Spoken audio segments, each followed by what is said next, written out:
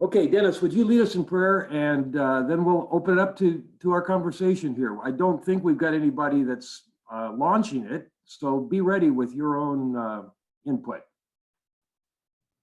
All right. Thank you, God, for this day. Thank you for technology that allows us to connect, in a way that is, in a way that it's not typical, but yet very effective. Thank you for all our participants who have come online with Lynn as he guides our conversation. And we do pray for our pastors as they're gearing up for Sunday, thinking about how to creatively and effectively teach and lead worship. And thank you for the good experiences that many of them had last Sunday already, and may that happen again. So yeah, we welcome you here, Lord Jesus, by your Spirit, and we pray in your name. Amen. Amen. Now, I recall that some of you thought that it might be good for us to split according to church size. So if you feel that would be a good idea, why don't you send us all a chat and let us know if you think there's a better way for us to organize than simply having everybody together online. Good morning, Mark Isaac. You've had quite a bit to share last week. How's it going for you? Would you mind being our first speaker? Well, thanks, Lynn. Good morning, everyone. I have the privilege of living in the same neighborhood as Forrest Jenin. So I'm learning whatever's going on at neighborhood church. So when you invited us to split up by size of churches, I thought, no, I want to be in the group with Forrest. Yeah. They're doing a lot of things that, that are a challenge for us. But I guess what I was saying last time is we're just trying not to, make excuses for ourselves, our size or our capacities or those kind of things. You'll see Cece Olea on this chat. She's our new community strategist. And so while we were talking as a USMB conference, I had Cece talking to Ariana Parsons over at Neighborhood just to learn what they're doing. But Cece and I have been working hard at getting video stuff up on, Cece, if you want to unmute, say all the different kinds of places that you're doing from Instagram to. Yeah, so we're trying to target not only the older generations, because our church is made up of mostly older generations, but we know our church can't sustain just with the older generations. So we're using this as an opportunity to reach out to the newer generations as well. So we're doing radio, which we've always done, but we're that's catering to our older generations. But we got on Facebook, Instagram. Our kids ministry is on there as well. We're doing questions of the day, worship, just from like getting Bethel on there and just putting a paragraph like worship with me today, declare this with me this morning. We're also having Pastor Mark do some videos of just some devotionals. And we're just also just putting out paragraphs. This is how you can reach us. This is where we're available. We're on YouTube. We're on our website. Where do you need prayer? Inbox us. This is hold on. I'd be curious to see what. Oh, okay. I was just reading something. Sorry. So we're just trying to connect in any way possible. And what I'm finding is a lot of the older generation is on Facebook. So they're on there and they're communicating with us, and we're reaching out to people who had attended our church. We got a prayer request from somebody who hadn't been there in a while, and their anxiety was up, and they were reaching out for prayer. So social media actually has been a really good platform for us. So yeah. Thank you, Cece. Thank you, Mark, for introducing her. I wasn't sure who she was, so great, thanks. Yeah, and in the meantime, we're making phone calls. And it is interesting, just going through our directory. We have an online directory, and finding that, in fact, calling people that really haven't been to church in a while. I mean, we've connected to lots of people over the last few years, especially. They're happy to talk about their situation, be prayed with over the phone. So In terms of outreach events, it's, it's difficult to do that. Our local Open Gate is they're a shelter, but they also offer food and resources to people in the Dinuba and Cutler-Orosi region.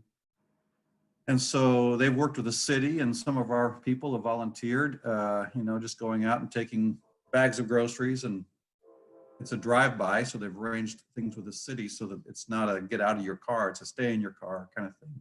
So groceries going in the trunks. We're trying to get, some of our people connected in those ways too. Thank you. Yep. I see lots of Kansans and Oklahomans on screen.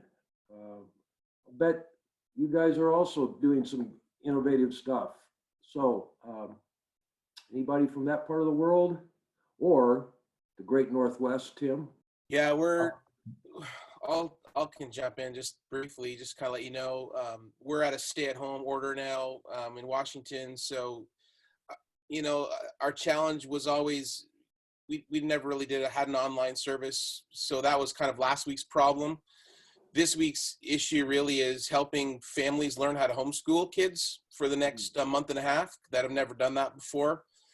I also have 3 cases of COVID-19 in my church, and I can't go to them because they're at the nursing home. And so for me, the challenge isn't online stuff. For me is how do you shepherd people and love on people that funeral, we had a person die, can't do a funeral, can't do a memorial, can't even go to the family really because we're at stay at home. So we can't even really go there and give them a hug. And, technology is great. I can pray with people face to face through Zoom, but the reality of it is trying to shepherd people face to face when you just can't do it.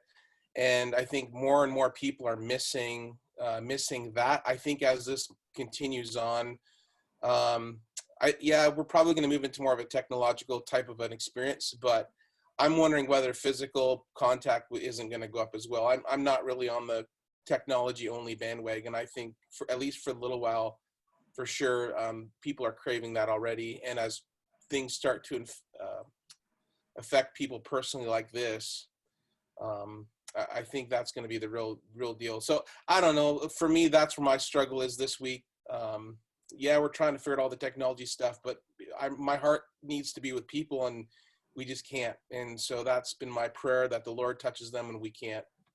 Yeah, thank you, Tim. I think that's very significant. I read an article from Christian Century where a pastor says, I've tried to do meditative prayer and stuff, but my mind just wanders away. That's painful for me. I don't do that very well.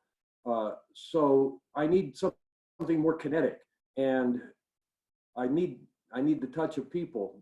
I realize this won't be forever, but she then talks about how she uses walks, connection with nature, and some other things like that. I saw in today's paper, somebody was in a parade. They were all driving cars down the street and honking horns and waving placards or whatever it was.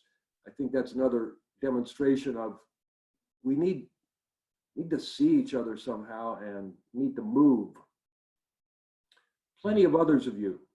Yeah, we have a little guy in our church who has significant disabilities, and he's adopted from China, and last week had a very delicate surgery, and today's his birthday. So at 6 o'clock tonight, his adoptive parents have arranged that they'll be in the garage with the door open, and our friends and church people can drive by and wave at him and honk. So another creative way to have a little birthday party for a little guy.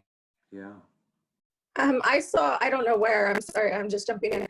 There's churches that are having church in the parking lot, and families are able to drive in and just stay in their car and have service there in their parking lot. I mean, I don't know, I'm sure it'd take a village to have it set up, and I don't know how it is with the social distancing, but it's a good idea to be able to wave at people from your cars, but I don't know how it's going.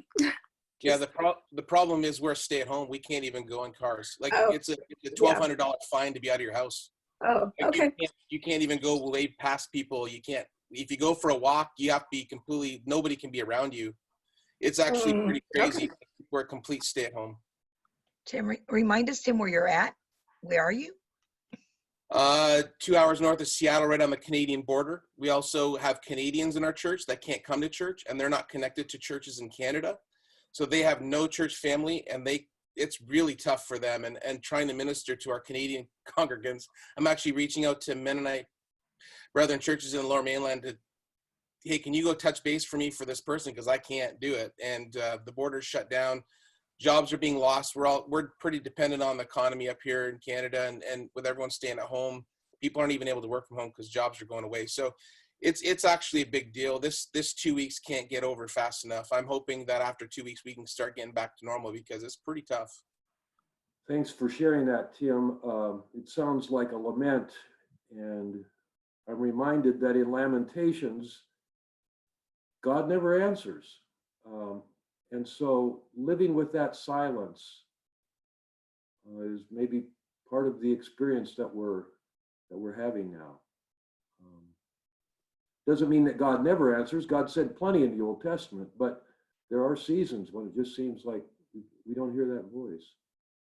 So if I can just jump in for a second here, there has been a benefit as well in this space of shelter in place for us, because we're both bivocational. Javier and I are both, we are always running. So our weeks are filled with our jobs and our kids and our families and church evenings. And then our weekends are filled with responsibility of church and then denominational spaces. And it feels like we are oftentimes out of breath, just running from one event to the other. And I have to say that this week of shelter in place has been renewing for our souls. So I've just been more attuned to hearing God in this crisis more than even when we're running. So there's been a beauty about this.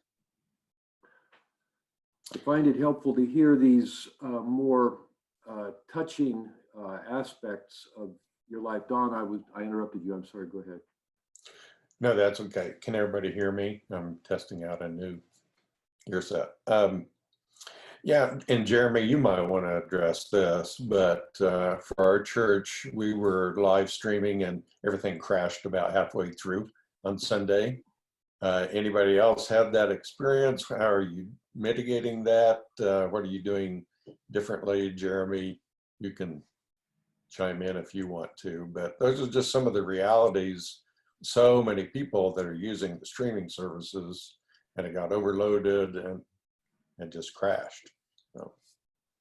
Yeah, if you can hear me, we actually used two different web-based platforms on Sunday. One of them crashed just prior to our stream. The other crashed about halfway through the stream. So we're going a whole different platform this week to hopefully take care of that issue. But I was amazed, though, to see how many people we had jump in, and a lot of positive comments from a lot of people saying at least it felt normal for a little while. So we're hoping this week runs a little better. I'll add to at our church, the other thing we're doing to try to help is we've set up geographical groups for our entire church, and setting up point people that'll have about roughly about 8 or 9 families each that they'll be responsible to check in each week and ask prayer requests, see if there are things that we need to get for them, just to make sure there is some personal interaction happening in the midst of it.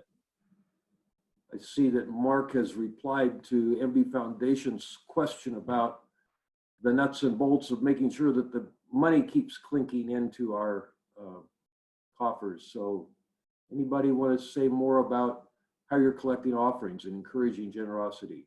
Our little church in Kingsburg, we didn't have an online giving option yet. People could, of course, do that through their in personal banking account, but so it's helped us to move other churches and provide that option now on the online giving service. So it's been a plus, I think. And I recall that the foundation offered last week to help us with that kind of technology too. Mark, I think you were going to say a bit more. Lori and I were on a Visalia Unified School Board meeting last night till about 10:30 p.m. And they're cutting 90 some staff, classified staff, and there'll be more cuts coming. And I know board members were concerned about what they see as a long-term financial decline. So you know, I'm not so sure, you know, they're right. But then again, you know, it's possible that people will be losing income, losing jobs potentially. So we're kind of in a wait and see mode when it comes to, you know, finances at church. So far, so good. We told people, hey, you know, if you don't have a way to give online, mail it in. If you want to hang on to it till we meet again, that's fine too. We may change our tune on that come, you know, April. Lynn, can I just share a positive story? Please. I was a little late getting onto this, partly because late morning I got a phone call from an old friend of mine I've known for about 25 years, and he's not a believer. I've shared the gospel with him numerous times, but he's always someone who says, you know, I'm waiting until my ship comes in, and then I'll make a decision to follow Jesus. So anyway, he called me this morning. He owns 3 restaurants here in Wichita, and he said, do you know any needy people? He says, they're chicken places. And he said, I want to just give chickens away to people who have needs. And so I put him in contact with our church and both of our churches here in Wichita. And we'll see, but you know, they're just positive stories of people who have a spirit of generosity and are interested in helping and not necessarily making a profit off of it. I noticed in today's Fresno paper that the Curry Pizza House has given 90 pizzas away to the hospital staff. I don't know those people. They might be Christians, but they might be Hindus for all I know, or Sikh or whatever. So interesting that generosity is not limited to those who confess Jesus. Also locally in Fresno, there's a tech company called Bitwise that is a conglomerate of tech startups. That's about as much as I understand of what Bitwise is, but it's a massive company in Fresno and growing rapidly. And they, at the very beginning of all of the school shutdowns and everything, and when people at that point, just people over the age of 60 were being asked to stay home, they started offering free grocery delivery to anyone who is elderly or immunocompromised or otherwise vulnerable to the virus, and have an email address and phone number where you could call and give your grocery list. And they said, if you have cash or check, we can settle up. If not, Bitwise will cover the bill. And so that was pretty incredible to see Bitwise being the church in that way. And I'm certain there are some Bitwise employees who are Christians, but they are not a Christian organization. They're just doing what needs to be done in this kind of a setting. I called and talked to them and, asked if our church could make a financial contribution. And they said that at this time they didn't need a financial contribution, but they did give a link to signups for volunteers, and we've shared that for anybody who is able to drive and do shopping and that kind of stuff for those who can't. But that was a pretty incredible community sense of togetherness and generosity.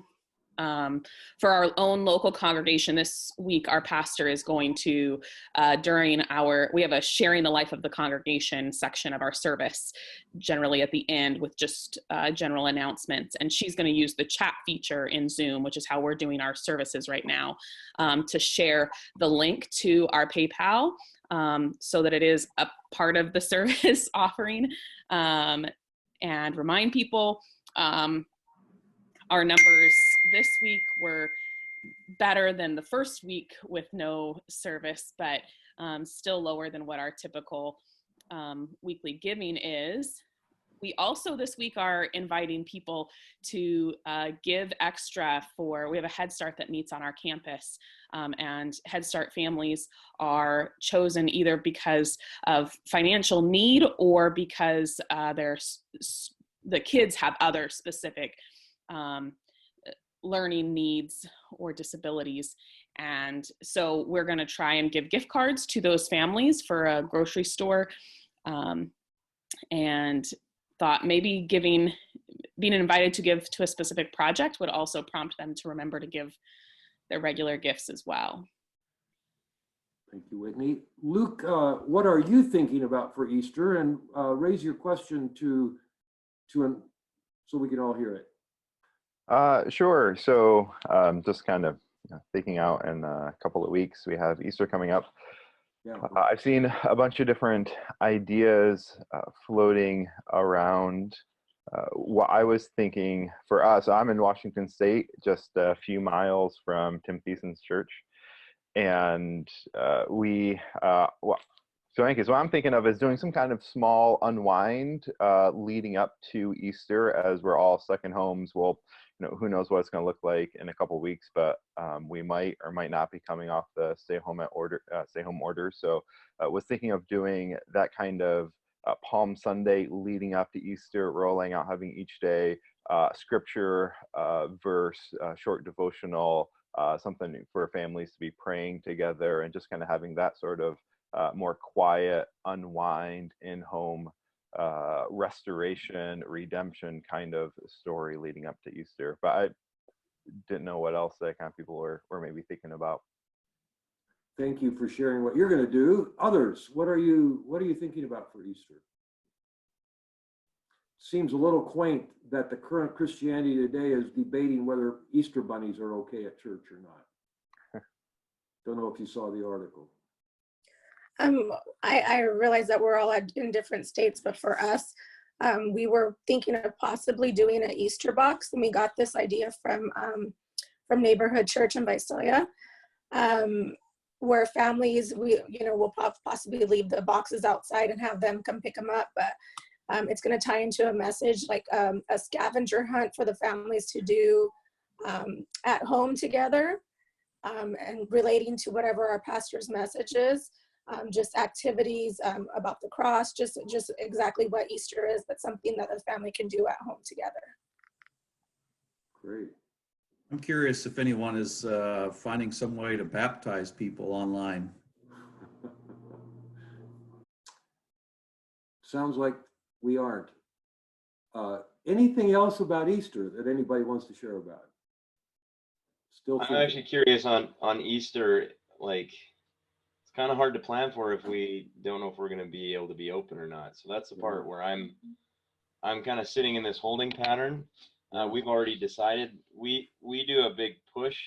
Well, we've been open for we were going to do a mass mailer to our whole county. We did it last year. It was pretty successful, but we've decided to hold off on that and kind of move what would be our Easter celebration to a welcome back Sunday when we're allowed to meet again. So that's what we're doing.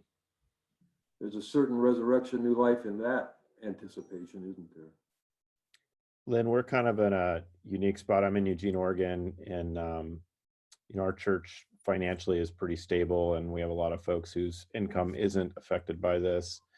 And one of the conversations we've started in regards to Easter is, kind of how do we respond? How do we respond to God's generosity and grace? And so there's been a developing conversation where it's not done yet because Congress hasn't voted on it, but it looks like a lot of our folks are probably going to be getting checks that they don't actually need from the government. And so we've been talking about how, as a church, do we sort of come together with that and do something significant for people in our city, just as an expression of God's generosity.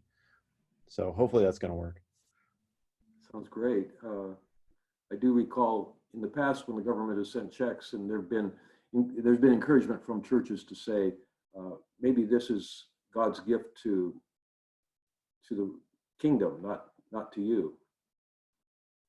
So yeah, tying off of that, Aaron, and just looking for people within your church that might be out of work or their work has been compromised, and so you get a check but realize that somebody else, not just in the community, although community things are good too, but people in our churches need help. Pass that along that way. Okay, obviously this is a freewheeling conversation, and we can come back to any of the topics we've already touched, but I realized that we've had a couple of requests, including specifically from Terry, to have MB Foundation remind us about opportunities for giving. So Bruce or John, you got a word? Wanted to go back just quickly to the previous conversation and say what a wonderful opportunity to teach our people that we are conduits, whether we're talking about a one-time $1,000 check from the government during a time of crisis, or whether we're talking about every month going forward for the rest of our lives. We are conduits of what God gives to us. He gives to other people through us, and that's just the way he does it. And so this is, don't lose this teaching opportunity during this crisis. With regards to the Charity Advice Fund, at its base, it's just an online giving tool that your people can use to make gifts to your church. The name comes from, you might be familiar with a donor advised fund, and so donors make contributions, set up funds, and then they get to make recommendations through the foundation as to what charities get the money from that fund. In this case, the church becomes the advisor. And so it's your account, it's your church's account that gets set up at the foundation. And then your donors have online access to your giving page. So it would say, Lakeview Church, we appreciate your gifts and to our general budget. And if you want to give now, click on this box, and the donor would click, and then they can give electronically using credit card or other forms through the foundation. You as a church would get a statement and an online access so that you can view the gifts that are made, and you can send acknowledgments. The charitable receipt comes from MB Foundation, so that's a one difference, that you won't have them in your donor database per se. You kind of have to develop an offline way to communicate with those donors that make gifts, because the legal transaction would happen through us, and then we hold the funds until you ask for them. So you can ask for the money on a weekly basis, you can ask for it monthly, or you can ask for it whenever you need it. But it would be a quick way for any of your churches to get online. There's a simple form. If you email us, we can send you the link. If you got my email last Friday, we only have a 30% open rate, but we did send an email out to all of our churches saying that we're waiving redemption penalties on certificates if you need access to your money that's invested with us. Secondly, we have this online giving tool that we call Charity Advised Fund, and it has some really simple instructions in there. Shifting gears, we don't have to talk about it. You can throw some things up on chat or call us, but I'd love to hear whether or not churches are needing lines of credit or something like that we could help with. So those are a couple things that we've leaned in on, and if there's other financial solutions that we can address, we want to help in any way we can. Thank you, John. Hey, John, the transaction charges similar to other online giving? Yeah, great question. So the cost that you'd be avoiding is, in most cases, a payment processor is going to have their own monthly fee that they charge you just to provide the service to you. Might be $50 a month. That you're going to avoid. Now, the transactional costs of either your debit from your checking account, your credit card payment processing fee, those fees are part of the system and pass through to you or taken out of the gift. So those fees are very competitive, but it's not a cost savings.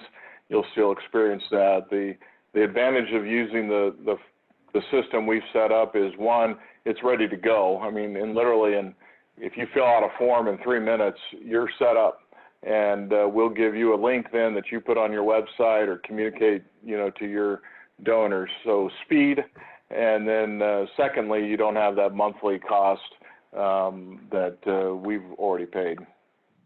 I don't know the transaction fees, Phil, off the top of my head. Typically, they're 3%. Yeah, I don't know what they are. They're in that 2 and 3% range. There's a couple different charges. Okay, I want to make sure that those of you who are a little, you wait a little longer to share what you're thinking or what you're experiencing. I want to make sure that you feel like you've got the opportunity to speak as well. Just let's take a second to maybe hear a new voice. My pastor talks about desolations and consolations. What brings you energy and what's been energy draining for you?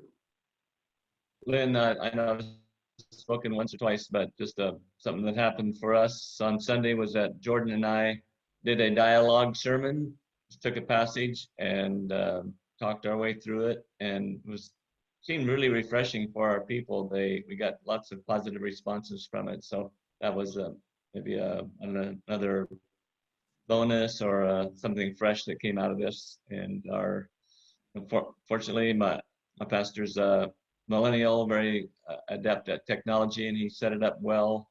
We used the stage at the church and came across really well. So we're quite pleased. One of the things we did as a family was set up a Zoom conference call this morning. We got a big family scattered across Kansas and North Carolina and Ukraine and parts in California. And we basically just chatted with each other for an hour to find out what the unique challenges were in each place, but also just be there for each other. Thank you, Tim. Tim is recovering from major hip surgery. Looks like he's at least able to sit up. How are you doing? Oh, well, my wife complains that I do way more than I should, but I've been going on walks already, and that's better than I did the 2 weeks before surgery. So, no, it's going really well. Great. Yeah, this notion of what happens differently electronically. Now, I know all of you preach better than Billy Graham, so it's only the other people that I'm talking to today. But I think one of the things that's different when you're doing stuff online is that you might need to give your presentations in shorter chunks.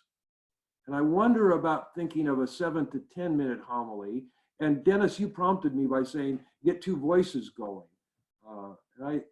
So I throw that out to you for whatever it's worth. Again, I realize that churches love their pastors and they want to hear from their pastors. So Vanette is at work and she is getting some responses from people and giving some, but she's asking about children. What are we doing with kids? I think we've heard a little about that. I think Cece, you talked about boxes that you're making and treasure hunts, but yes, and also what our children's ministry leader is doing is sending out lives on Facebook, and she's encouraging the parents to, I think she's reading or giving scripture. She's also posting the links to the Bible study, the memory verses, so the parents can share with their children. She's also posting links to videos that are teaching, so the parents can have a teaching moment with the kids. So that's what we're doing so far.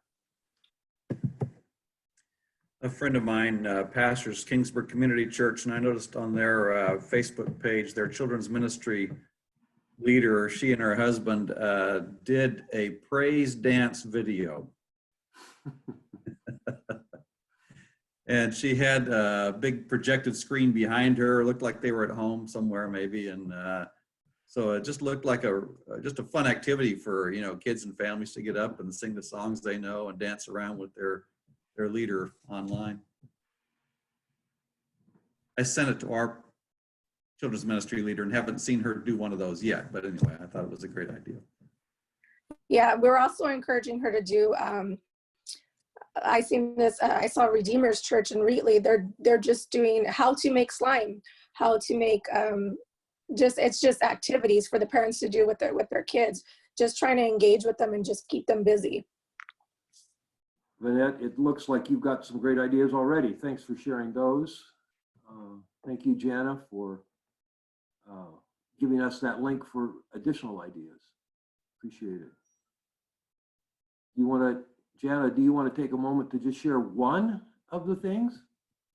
Unfortunately, I haven't stayed connected with all of those, and my dog is going crazy because there's people walking by. So I'm going to mute just because I don't want to disrupt everyone. All right. Hi, Lynn. Hi. Greetings from the Multiply and Be Mission Global Mission family. And, one of the thoughts that we've had through this circumstance, this health crisis, is what can we learn from the global church?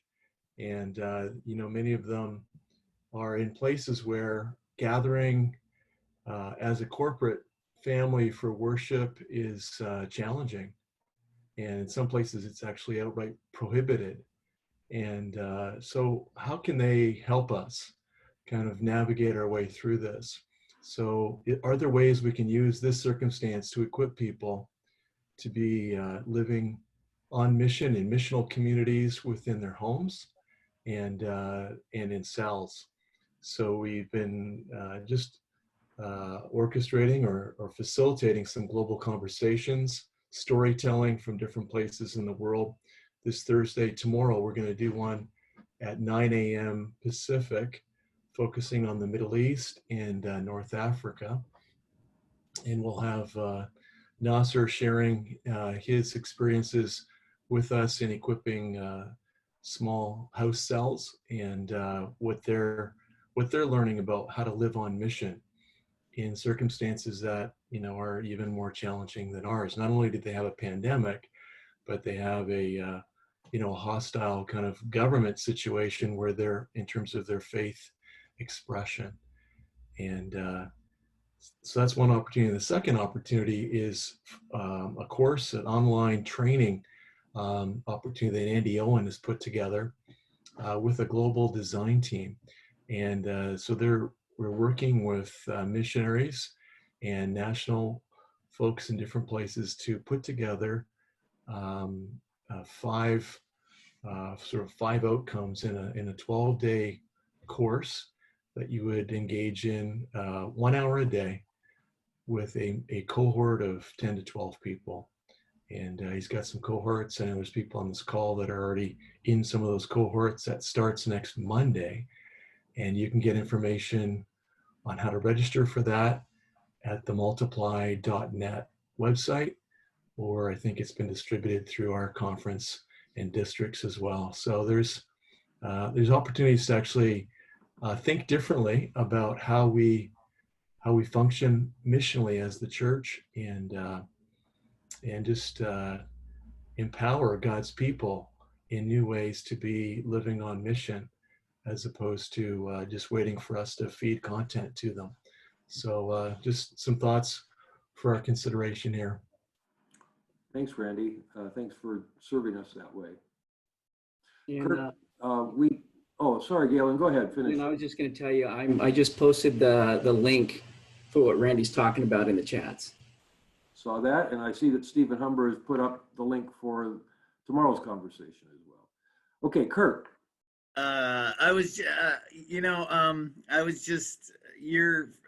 You're being a good sport as the host. I've done a couple of Zoom meetings with elders and whatnot, and here's a bunch of guys. We've got over 30 people who like to talk, and they're having trouble talking, right? So, but I think that's the real thing with this, that it's a new way. Anyway, if I was going to throw something out, I would just ask, I'm small town Kansas, pretty stable church. I've been angsty about, how do I take care of my people? And so I threw out last night for anybody in church, a couple hundred people in church, say, anybody that wants, we'll do a Zoom small group, because all of our groups aren't meeting and I got a handful. The message sort of is, we're really fine. And we've only had 1 week or a couple of weeks of that here. I guess, here I'm trying to be the good shepherd or whatever, and how can I do? And they're like, hey, we're fine. Now, Tim's thing about not even being able to go out of the house, can't even relate to this, but I guess maybe just to,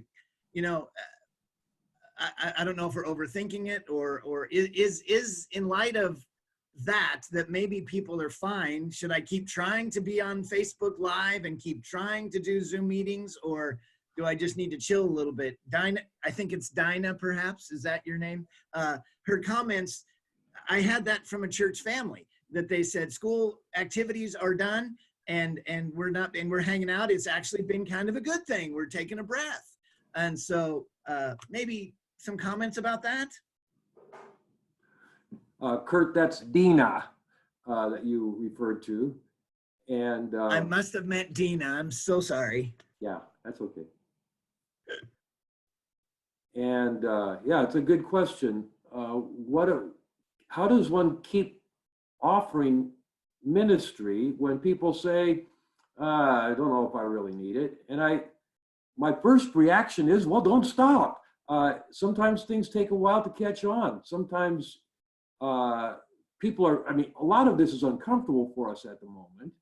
And we did a Zoom thing like this at Church Sunday, and many people said, just getting to see each other was the most beneficial.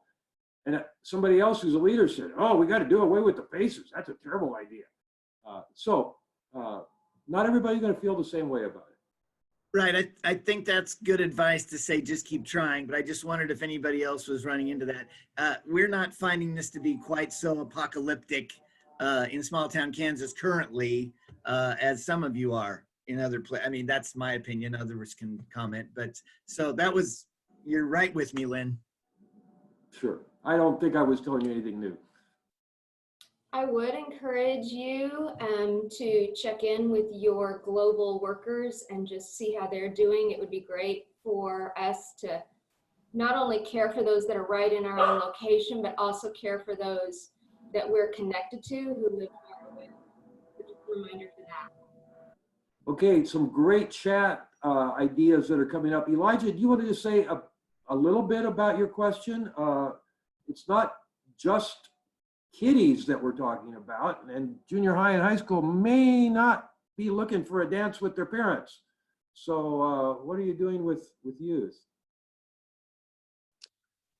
Yes, hello. Hi. So I am the youth ministry leader at our church with Mark Isaac in Dinuba.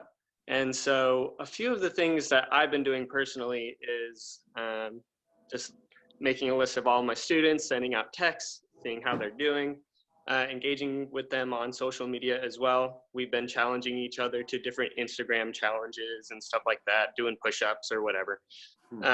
But it's just been tough. Like, I'm a very face-to-face person, and I miss that, honestly. And so I was just curious to see if anybody else has been able to connect with their students in a way that they've seen success with.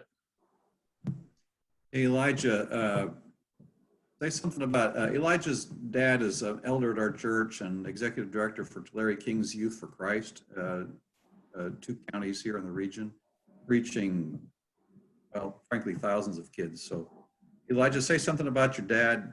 How are they handling it as Youth for Christ with all the mentorships and those kind of things going on? Is that all online? Yeah, so they've had to also change what they've been doing as well. So my dad is the executive director for Youth for Christ. And so he has, he's in charge of sending school chaplains basically to schools in our area. And so he's lately been, with all the schools being shut down, he's been encouraging all of his chaplains, and we also do a mentorship program. So they pick out different students that have been exhibiting behaviors or just been acting out or been through rough life situations, honestly, and they mentor them. They be that adult leadership role in that student's life. And so my dad just texted me this morning in our family group chat and said that he sent us a text that he sent to his staff, actually. And so he's just encouraging them to go along with in prayer and petition and just asking God for different opportunities to connect the mentors to their students. And so that what they've honestly been doing is just sending out texts and texting parents and seeing, like, how are you doing? Is there any way that we might be able to help? What are your needs? And just asking those questions. because we're in an area where poverty is kind of the norm, lower income, but just being aware that they have needs and they're coming from situations that aren't honestly the best. And so just being aware of that and asking those questions of, hey, if you want any help, we want to help. And so that's what my dad has honestly been encouraging his staff to do. And so that's what I'm trying to do as well, even though I'm not technically staff, but just trying to reach out to our students and not being afraid to ask those questions. But they are very limited in what they're able to do right now. We too have the stay-at-home order. And so, yeah, so we're also looking for other ideas as well. Anybody else? What you're doing, what you're experiencing? Just heard a story. Can you hear me all right, Lynn? Yes. From our friends at Axiom, did the live stream, and they still practice passing on the peace. So during the live stream, it said, right now, pick up the phone and text anyone and everyone and pass on the peace of Jesus. And one congregant apparently, as they all did that and got flooded with these texts of passing along the peace, one congregant had posted, I just got bombarded with the peace of Jesus. I thought that was so love the creativity there. Peace bombs. Those are the kind of things. There was a pretty funny Babylon Bee post yesterday that talked about for the sharing time, if you're doing online church, the greeters from the church will be coming to your door with their hand out ready to greet you. It's pretty funny. So we were having service here with about 9 people streaming live this past Sunday, and we were getting quite a bit of echoing in the building. And so we've been looking at ways to dampen that down. So I told it to one guy and was asking about some sound panels, and he said, brother, he said, you need somebody in the church to bounce an amen back to you. So let the walls talk to you. Just leave that echo alone and let the walls say amen. So I thought that was good. So we've decided not to do anything right now. And so this Sunday morning, I'm going to tell the folks when they hear the echoing, it's the walls agreeing with the message. So I thought that was pretty good. The rocks cry out. That's exactly. Well, Dave Lowen's our visitation pastor, and I don't know what program he used, but he got a program set up where he can record a message every day and our people can call and just listen to it, which is not something I would think of or would be all that interested in. But for a lot of our older members, we're using some really new technology so that they can use technology they're able to use and understand. And especially for a lot of our nursing home people who are on lockdown right now, nobody can come or go. They're feeling very isolated. He said he's getting a lot of calls every day on that. And he just kind of puts a cheery message, a little bit of a devotional. It's just a couple minutes. And he's got people who will call it a couple of times a day just to hear his voice and hear somebody else and feel in a way connected. So he's certainly making a lot of those phone calls and things and being more personal. But it's just an opportunity for a lot of people. And it's not something I would have thought of or would have thought was really helpful, but people are really appreciating it, and it's helping a lot of them who they're not going to do Zoom. Some of them might do Facebook, but most don't. And so that's been really helpful for us. Great. Thank you, Tom. On the lighter side, our lead pastor has been posting on Facebook every day a really lame dad joke, and he's calling it Pastor Brent makes a joke to an empty room or something like that. And that's getting a lot of response just to keep things light. If you need some material, James Suderman does that on a regular basis. Sounds like he does need material. Well, thanks for tuning in again. It sounds I like did see a cartoon of a husband and wife sitting on the couch, and she was wearing a mask, but she had it over her eyes. And he said, I thought masks were for sanitation, not because you're tired of looking at me. So that was pretty good cartoon. Lynn, if I could just mention USMB, our staff, just trying to wade through the glut of information that's out there and provide what we feel like are good links. So the Vanderbloemen, that information, that was really good yesterday. There's another one tomorrow and then next week on various aspects of what's going on. But also tomorrow afternoon, they have a new one. And that's on how this new stimulus bill is going to affect nonprofits and churches. In fact, that's tomorrow at 3. So you'll see that information coming out from Lori. Also, we had Stephen Humber. He created some tutorials on how to use Zoom, from basics to more complex. Those are coming out. Stephen, I don't know if you want to talk about that at all, but just kind of finally, then I posted on Friday morning, Fred Leonard's leading this Zoom call for just all kinds of stuff that will be kind of a talking through a how-to, which we've already been doing some of that, and this is really good stuff.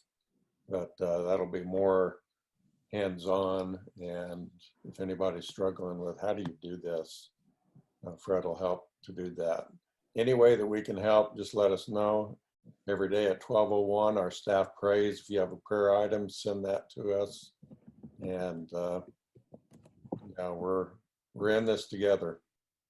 All right. I appreciate this opportunity to hear from your heart what's happening. And it's not, obviously we've got something every day now coming from our conference about ways of connecting and input and so on.